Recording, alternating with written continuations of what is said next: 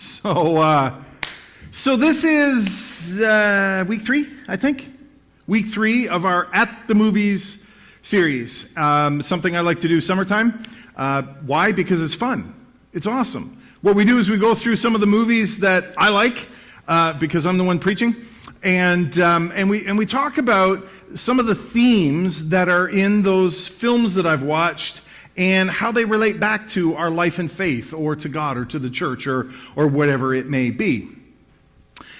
Today, I want to talk about a movie. I didn't actually intend to do this. In fact, so far in this series, we're third message in.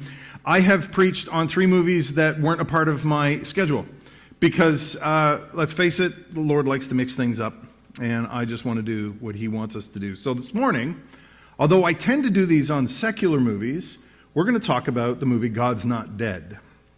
I don't know if you've seen it, but I got to tell you, man, there's all kinds of really great stuff in this movie. If you've never seen it, I highly recommend it.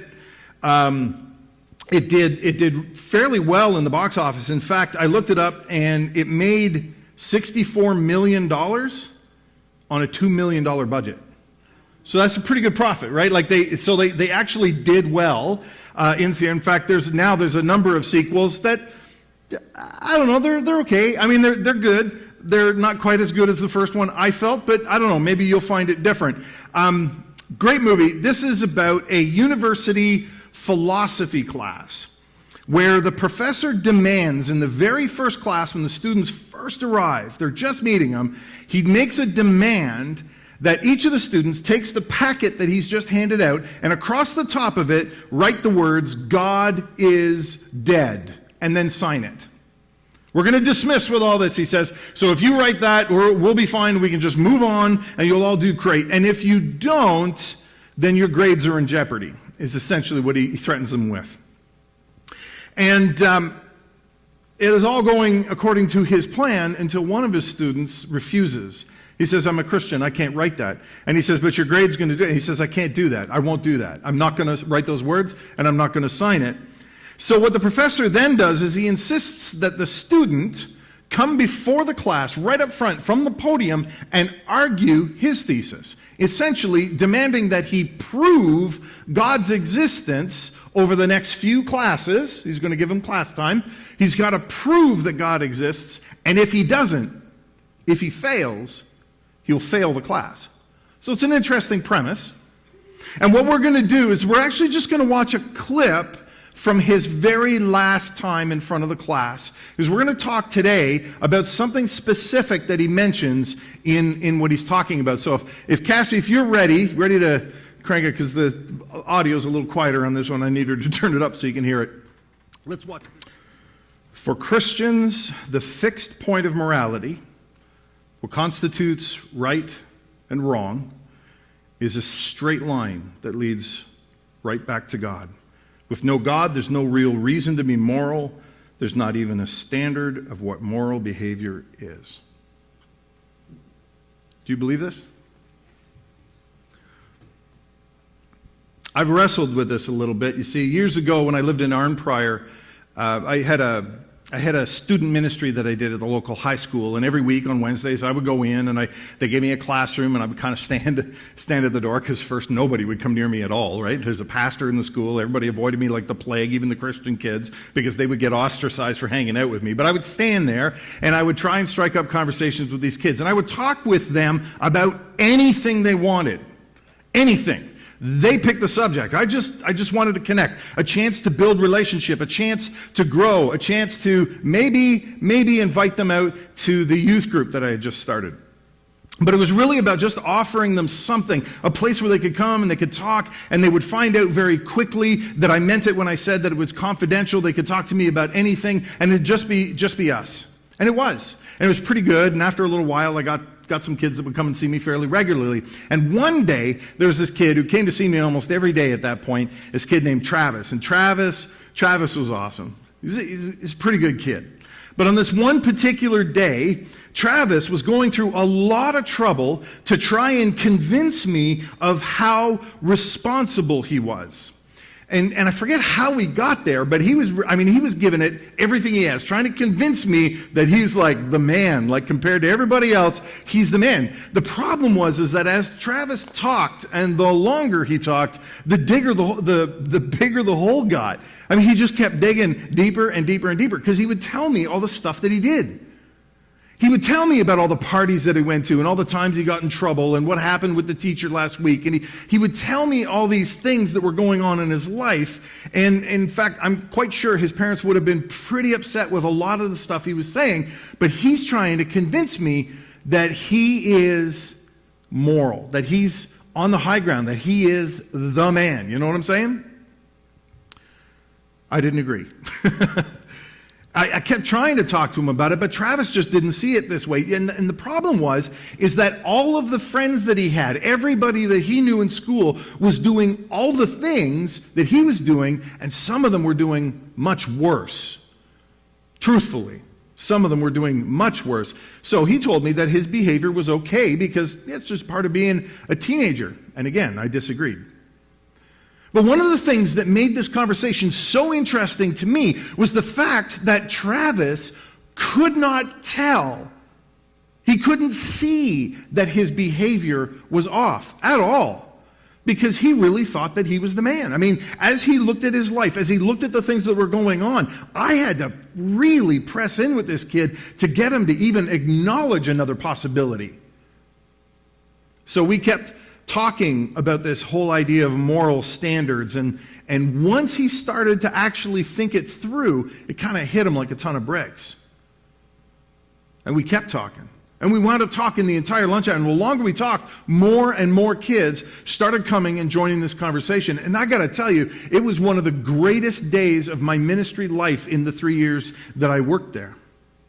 It was incredible. And all we did that day was talk about that moral standard that everybody's trying to meet in life, that bar that we're setting for our moral behavior. In this world, there are a lot of different standards to choose from. There just are. There's all kinds of ways to behave. Every culture on the planet has its own idea of what is right and what is wrong. So I wonder if I shouldn't be asking a very simple question this morning. How do you know in your life what's right and what's wrong? See, because Travis actually believed that he was making sound moral decisions. It's not like he was trying to trick me, pull the wool over my eyes or anything like that. He actually believed that he was the man because everybody else in his life was so much worse. And you know what? He's right. Compared to everybody else in his circles, compared to everybody else that he hung with, that he knew, he was on the moral high ground, comparatively speaking. You see, it's all about perspective, isn't it? It's all about how we see things. So what's your perspective? I mean, how do you see your life? God wants you to have a good life. He wants you to be good and have goodness in your life, flowing all through it. So how do you know if what you have is actually a good life? How do you know what's right and what's wrong? Do you just compare yourself to what the people around you are doing, or do you set your bar some other way? I mean, remember, there are all kinds of choices, all kinds of morality everywhere you go. In fact, in this world, there are more ways to behave than there are flavors of gourmet jelly beans. But that's the thing about your standard. The thing about setting the bar in your life is that its value, the height of the bar that you set, is going to depend greatly on your perspective. And perspective is a funny thing. See, I remember my first big track and field meet when I was a kid, and the reason I remember it is because of what happened with the high jump at the end of the day. See, everything else had finished, but the high jump just kept going because we had this kid in grade 8. I was maybe grade 5 or something like that, but there was this kid in grade 8 who had beat everybody else. He'd gotten the gold ribbon or whatever for the day, but he was actually so close to the record that he kept going, and they kept raising the bar, and it kept getting higher and higher. I remember standing there going like, whoa, this kid was so huge compared to me, and I was pretty small. And so I'm watching, and they kept going higher and higher. And this kid jumped it and jumped and jumped. And eventually, he not only broke the record and set a new one for the school in his age category, he actually did it for the whole Ottawa-Carleton area. And as far as I remember, maybe not, but as far as I'm remembering, that record was still in place when I left home at 15. Like, it was incredible with this. And I'm watching. But the thing is, years later, I got a chance to go back and see an elementary high school. In fact, it was the same school. I was driving by my parents' place. I took the long way around the big loop, and I went by the field, and it was track and field day, and there were kids doing the high jump. It was in the same place on the field. I could look right at it, and I remember thinking, wow, that's small. Right? Like, this is so tiny. Look, it's like this, like anybody could jump over that. Because perspective had changed. I mean, surely it wasn't like when I was a kid, kids could jump this high, and now all kids are like, they're wimps, right? You can jump pretty high, can't you, Tobin? Right, we're picking on you today because you're like right there. It's awesome. I love that you're sitting up near the spout where the glory comes out. That's awesome. And so, you know, the truth is that I've changed, and my perspective has changed as I've grown, and now I see it's not that big. Now, you compare that to the current Olympic record for men's high jump, which is just 0.46 inches above 8 feet. Look at that. Here, this is perspective for you. That's a regulation basketball net. Put it in the picture. Everybody see that? That's like, I can't even jump that high and touch it with my fingers. That's how high he's jumping. Crazy, crazy high. That's quite a bit different than where the bar was set for the elementary school, isn't it? But that's the thing about setting the bar. Its value, or the height of the bar, depends on your perspective. It sure seems like the bar is high when that's all you know. And then when your perspective changes, you start to see more. So what about the bar that we set for ourselves? What about those moral standards that we set for our lives? How is our perspective affecting the value of the bar that we set for ourselves? I wonder. There's a Bible verse that used to really trouble me. It comes from Ephesians chapter 2, beginning in verse 1, verses 1 to 3, in fact. And it's in it, the Apostle Paul says this. He says, once you were dead because of your disobedience and your many sins. You used to live in sin just like the rest of the world, obeying the devil, the commander of the powers in the unseen world. He is the spirit at work in the hearts of those who refuse to obey God. All of us used to live that way, following the passionate desires and inclinations of our sinful nature. By our very nature, we were subject to God's anger, just like everyone else. And just so we don't lose the perspective on this, Paul's talking to believers here. In this world, for as long as I have lived, there have always been more people on earth that don't believe in Jesus than those who do. And they are the everyone else that Paul's talking about here in this verse. God, speaking through Paul, is telling us that they are following the passionate desires and inclinations of their sinful nature. That is the world's perspective. That's what we wind up continuing to talk about when we gather here together.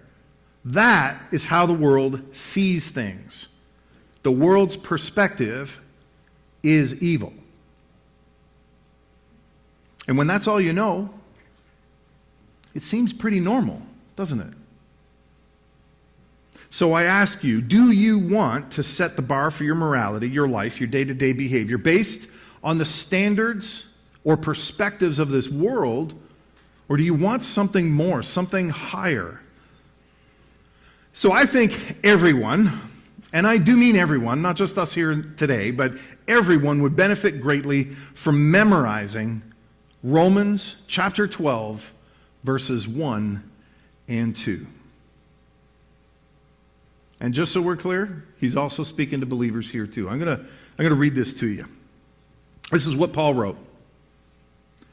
Therefore, I urge you, brothers and sisters, in view of God's mercy, to offer your bodies as living sacrifices, holy and pleasing to God. This is your spiritual act of worship. Do not conform any longer to a pattern of this world, but be transformed by the renewing of your mind. Then you'll be able to test and approve what God's will is, his good, pleasing, and perfect will. You know, the Apostle Paul repeats this same idea all through the New Testament. It's kind of like he wants us to get it. Huh? Do we get it? Because the truth is that he is calling for a shift in our perspective, isn't he? It's a head thing. He's calling for a change in our perspective. Did you know that before our perspective has actually shifted to a place where we can see our need for God, people honestly can't really see how much trouble or danger they're actually in? I mean, sometimes we can feel it, but, we don't fully understand what it is that we're feeling. You know what I mean? I've had many conversations over the years with all kinds of people that tell me like they feel like something is off, but they're not quite sure what it is. They can't quite put their finger on it. So maybe sometimes people can tell that something's not quite right with how life is going, and maybe they think that life should be more, but then they just kind of dismiss it for all kinds of reasons because they can't clearly see it. And that's because without God, our perspective falls short of the danger. He helps us to see. And without God, our perspective falls short of the danger. We need to see where we're at before we can ever realize or move into what we're going to do about it. And that's what these verses in Romans 12 are talking about. Therefore, I urge you, brothers and sisters, in view of God's mercy. Paul is saying, pay attention. Right here, right now, he's saying, if you can actually see what God has done, if you see that, if you know that, if you recognize it at all, then there's something you should be doing.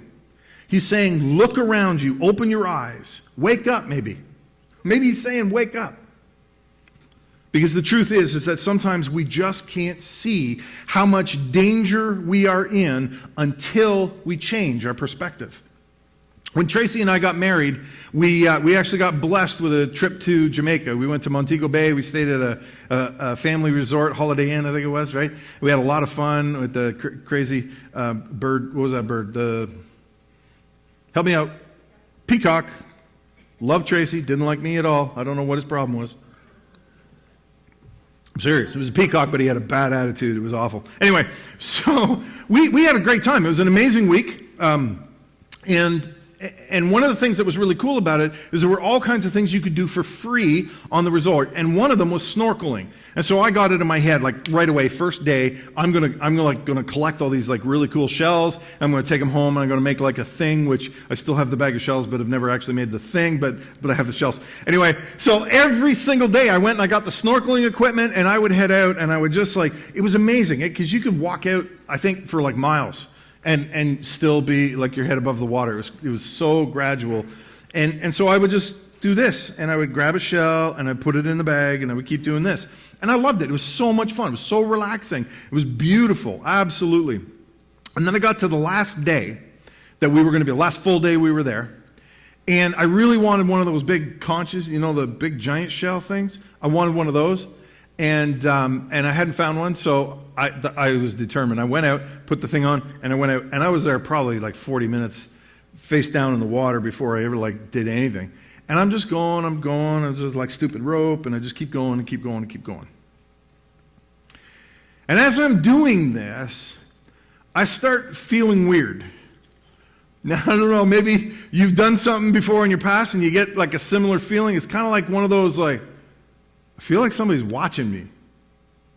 You ever feel like that? Like you're just doing something and suddenly you're looking around because you feel like, so you swear somebody somewhere is like staring at you or watching you. It's like it's creepy. So I'm there, I'm in the water, and I got my face down. I haven't looked up in at least half an hour. And I'm just like this, and I'm looking, and I got this weird feel, and it won't go away. And so me being me, I changed my perspective, and I lifted my head, and I looked around.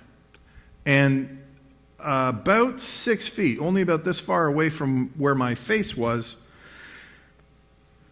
a barracuda. Full grown, just kind of like this in the water. I will never forget that moment. Because you know what happened in that moment? I stood there frozen, and all I could think of was, I'm going to die. Like, he's going to eat me. Like, barracuda. This thing is going to kill me. Like, I read a lot of these dumb books that kids sometimes get from the library. I read all this stuff like the most dangerous animals in the world. Like, who's more dangerous, the bear or the great white shark? And right? Like, I used to read all that stuff, and I knew at this time that barracudas killed way more people than sharks did every year, because these things love to attack shiny things, like the brand new wedding ring I had on my hand that I was doing this with in front of his face. Now, here's the thing. If I hadn't changed my perspective to look around, I never would have seen the thing until I swam right into him. And this story may have a very different ending. In this case, I changed my perspective, and I saw the danger, and I was able to take action, and I began to slowly, very slowly, move back until he was about as far away as the sound booth is from me now. And I lifted my head out of the water, and I looked, and people were like this on the shore. I was 3/4 of a kilometer out. My heart just sank into my feet. I thought for sure I was going to die. But he never moved. He never moved. He stayed right where he was, and I got all the way back in. And so rather than like a really icky story that Tracy has to tell because I'm not here, it's actually kind of a neat story. Hey? The point is that before I lifted my head, I had no idea the kind of trouble I was in. A simple change in perspective allowed me to see that I needed to act. Remember, perspective is a head thing. It's literally sometimes just about changing the mind, making an agreement that I need to do this thing. The position of our mind determines so much about what we do in life. The mind is what forms the attitudes and beliefs in our heart, and the attitudes and beliefs in our heart determine our behavior. So will we open up to a different perspective this morning? I mean, are you ready to see what might be off in your life? Will you let God show you this morning? We need a shift in our perspective, but we also need a shift in our actions. The things that we do. This is a physical thing, right? The what we do with it. Paul says, and I continue, to offer your bodies as living sacrifices, holy, separated to God, holy, and pleasing to God. This is your spiritual act of worship. What you do in life shows who you are. How you behave in life demonstrates who you actually are. I heard it once said that who you are when no one is watching is who you really are. And I went, gulp. Just being straight with you. I believe that our actions are the punctuations of our heart. Because what you truly believe in your heart, you are going to act upon. Do you know that some studies say that 93% of all human communication is nonverbal? Maybe you've heard that before. And most of that is body language. And that's because what we do actually says a whole lot more than what we just say. Right? More than words. Go back to the 80s and that old Extreme song. What it comes right down to is this. What you truly believe, you will act upon. And this one won't be easy. Because it means that you might have to give something up. It means that you were probably going to have to do things differently. You know, in this verse in Romans, he uses the word sacrifice. So it probably means it's going to hurt. Making the right choice isn't always easy for us, but it is always right. It is always good. So it's important for us to understand that the things God tells us to do in the Bible, they're not about him trying to control our lives or anything like that. They're about his benefiting our lives. You know, in doing the things that God has shown us, our lives actually do become better, not worse. We have more, not less. The things that we're told to do by God will actually give us the things in this life that we cannot get any other way. That's pretty great.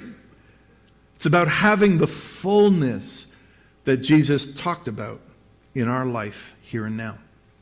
Now, if you're anything like me, even when you understand how important this is, you might still be confused about how you go about actually doing it, that living sacrifice thing. Like, how do you offer your body as a living sacrifice? But what's really great is God is so good, he gives us the answer right away. He says this, he says, do not conform any longer to a pattern of this world. I mean, it doesn't get any more straightforward than that, right? Do not conform any longer to a pattern of this world. Right now. Right now we stop conforming to a pattern of this world. We need to shift our actions. We need to stop trying to be so much like everybody else, people that we admire, people that we like, people whatever. We need to stop trying to be like everybody else out there. Now, I'm not saying that you, I don't know, shouldn't have a tattoo or you shouldn't watch this show or that or play games or what. What I am saying is that there is a problem if people only know that you're a Christian because it says so on Facebook. Right? I'm not pointing any fingers. I'm saying this is true about me as well. If people only know that I'm a Christian because that's what it says on my religion status or whatever on Facebook, then there's a problem. I heard a story once about a woman that was driving home from work and she was behind and she was a little upset already, and of course there's bad traffic, and then there's all those people in the cars, right?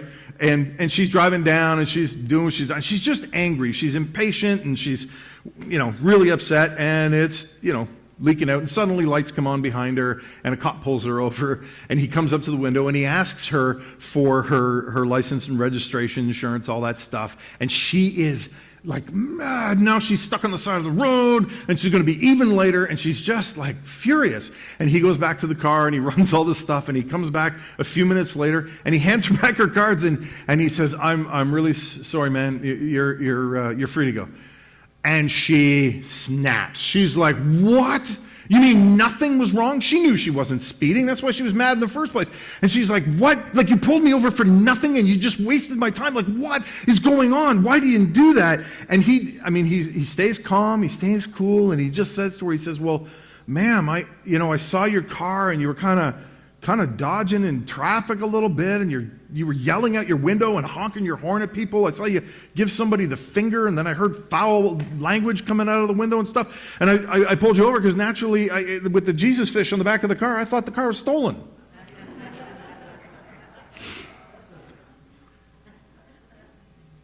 Have you ever been there? So I mean, I got to leave that hanging in the air for a minute, because I've yelled at people from behind my steering wheel. I have, like a week ago. It's true.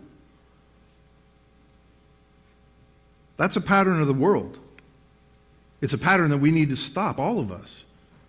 Because we need to stop right now conforming to a pattern of this world. Now, just on a brief side note, just for information's sake, the word conform means I looked it up, and it says to be similar or identical to, or it can also mean to be in agreement or harmony with. So the real question I think we need to be asking ourselves, kind of about all things, is what do we find ourselves being similar or identical to?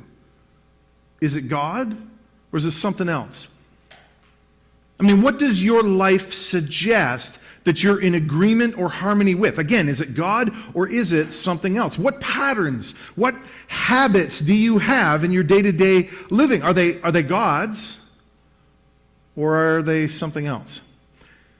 Please understand this.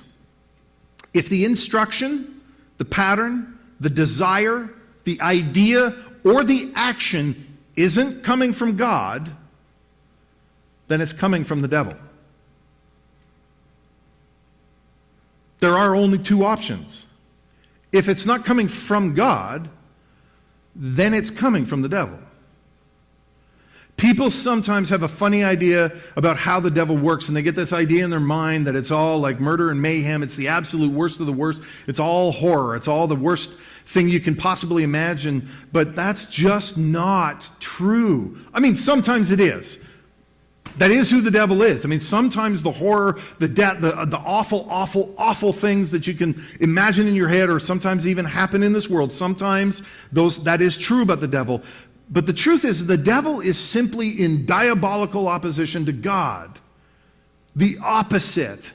And he most often works in quiet whispers and lies. That's how he operates. The devil doesn't need you to worship him. He just needs you to not worship him. Let me say that again. The devil does not need you to worship him. He just needs you to not worship him. The pattern of our lives, those patterns, those are routines. And routines are the places that we go automatically. They're habits. They're the actions that we just seem to take naturally. And we need to shift those actions and change those patterns, those habits in our lives. We need to change them. Are you ready to change your habits? Are you ready to change patterns that are in your life? Because that begins right here, right now. And truthfully, it's a lot easier than you might think. And just as a sidebar, this is probably nobody in this room, but I'm going to say it because we're recording it, and I don't know who may be watching it on YouTube in the days, weeks, months, years ahead. But if for some reason you think that all of this doesn't apply to you, that you somehow are past all of this, I promise you that God is not done with you. I assure you that God is still wanting to do more work in you. You are not done. You are not finished with this. None of us is. And if you believe otherwise, I want to encourage you to listen to him very carefully on this matter. Because change is who he is. He wants to transform us completely. He wants us to look like his son. All of us. And the change that he wants in us is big, and it takes time, and it doesn't happen quickly, and it sure doesn't happen by accident. You see, that kind of change doesn't happen if we just kind of try and make changes in our lives at all. If that's all we do, then we're just going to wind up replacing eventually one bad habit for another. But a shift in our perspective, the right shift in our perspective, and the right shift in our actions will naturally happen if we change the way we think. So we need to change the way we think, don't we? And this is the really cool part. God isn't just about trying to get you to act differently. Not at all. That's not what he wants. He wants to actually make you different. He wants to transform you. So Paul, in this, is actually calling us to a shift in our being, our very physical being. And this is a God thing, and a God thing alone. But be transformed by the renewing of your mind. Then you'll be able to test and approve what God's will is. His good, pleasing, and perfect will. We change all the time. You can teach an old dog new tricks. You just have to be patient and disciplined to do it. Every interaction that we have in this life changes us a little bit. Every one. Every decision that we make has an impact on us, either positively or negatively, and we make course corrections all the time. We all do. Ow, that hurts. I'm not doing that again. We do it all the time. Truth, the only way to stop changing is to stop breathing. Right? Can I get an amen? All right. God wants to change you. Now, I want everybody to pay attention to the big but. No, not mine. This one. Where is it there? The but. There. I changed that. In this case, but not only says that I've asked you to do something and now here's the reason why I've asked you to do it, but also says, despite what you've been doing, there is an alternative. There's a way out. You can change roads. You can change directions. You can change anything because I change hearts, he says. You can have a new life. You can be different. You can be completely transformed. And when our minds, our actions, and our hearts and our patterns come into alignment with his will, transformation begins. Now, it's important to recognize that this transformation isn't just about a slight retooling of our thinking. It's about a whole new way of thinking. And sometimes it seems backwards. The kingdom of God, compared to this world, is often backwards. It doesn't, logically sometimes it doesn't even make sense. It's about a whole new way of thinking, a whole new way of living, and only God can do it for you. Remember, the mind is what forms the attitudes and beliefs in your heart, and the attitudes and beliefs in your heart determine your behavior. When our mind is renewed by God, there's a domino effect. One thing works on the next, all the way down the line, and change stirs by the power of his Spirit in his way. It changes the attitudes and beliefs in our hearts, and in turn, the attitudes and beliefs in our hearts change our behavior. I want you to imagine you're standing in a room with two doors. And over the top of one door it says the world, and over the top of the other one it says the Lord. And I'm standing there in a pair of jeans and t-shirt, and I open up the door to the world, and I step in, and I come out, right, for a change of clothes. And I got a brand new pair of jeans, nice shiny new t-shirt. Well, maybe not shiny, that's kind of gross, but you know what I'm saying, right? I come out brand new. But if, for a change of clothes, I step through God's door, when I come back out, I might be wearing a tuxedo or a scuba suit, right? I don't know. I could be wearing like a Batman. That's what I'm hoping for. Just saying. That'd be a good birthday present. Nudge, nudge, wink, wink. Okay? Gosh. Yes. Yes, thanks for that, Jamie. That's awesome. God doesn't change the way the world changes us. God transforms us. We become something completely different than what we used to be. Actually, on this point, I looked, and I didn't find any that I was actually willing to put up here on the screen, but I looked for pictures of me when I was still living in the street, and I was living as a drug addict and an alcoholic. And I look at those pictures in disbelief sometimes, like I can't even, it's my own life, I lived it, I walked those days. And sometimes I look at myself and I don't even know who it is, and you wouldn't either. And it's because God transforms. I'm not who I once was, and a few years from now I won't be who I am now.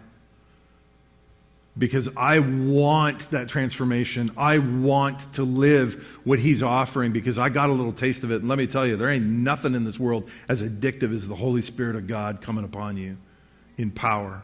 Nothing. Once you get a taste of his goodness and his perfect love and what he actually is trying to do inside of us, you won't want anything else. God transforms. God makes us new.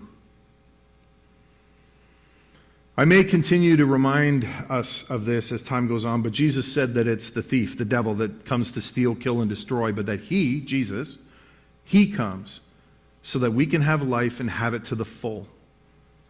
There is still a greater life for you, no matter where you are on this journey of faith. It may be fantastic right now for you, and there's still more.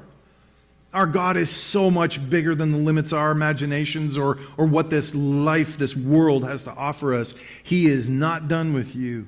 He still has more for you. So how will you choose to live it? You can keep going through this life, getting along, living pretty good, maybe even living pretty great. But you can also choose a path for a greater life, a greater future, a kingdom life, and a kingdom future. You can set the bar like everybody else in the world does, just by looking around you and just trying to be better than the people that are in your bubble, or you can choose something more, something higher. It's entirely up to you. Because as they said in the film, for Christians, the fixed point of morality, what constitutes right and wrong, is a straight line that leads right back up to God.